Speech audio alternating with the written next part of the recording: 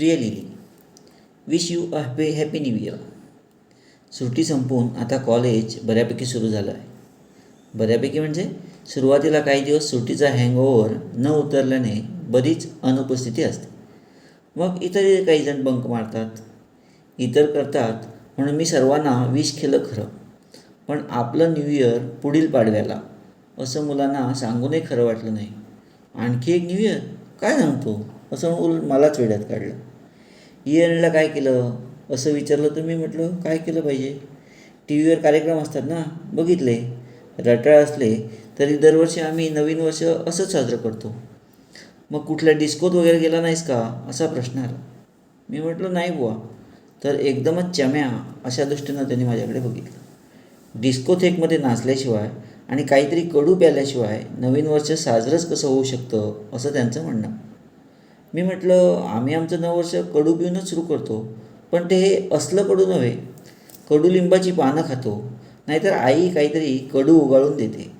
तेव्हा त्याला तोही दरवर्षी असंच काहीतरी कधीतरी करतो हे आठवलं आणि हे नववर्ष होय दे टाळी असं म्हणून माझ्याकडेच टाळी मागितली.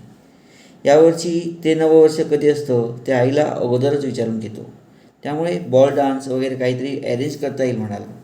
चला म्हणजे मुलांना आणखी एक इव्हेंट मिळाला. आणखी काय बोलणार, तुझाच मॅक.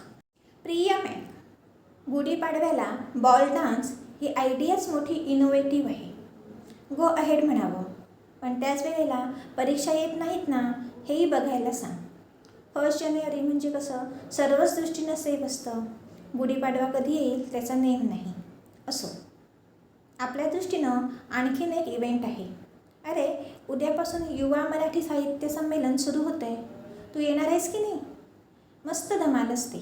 मी 2 वर्ष जाते.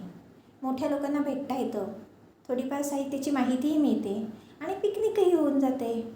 आमच्यासारख्या नवोदितांना कविताही वाचता येतात, हे जास्त महत्त्वाचं. पण अलीकडच्या वर्षात ही संमेलनं म्हणजे वधूवर संशोधन मंडळ आहेत की काय असा संशय यायला लागला आहे.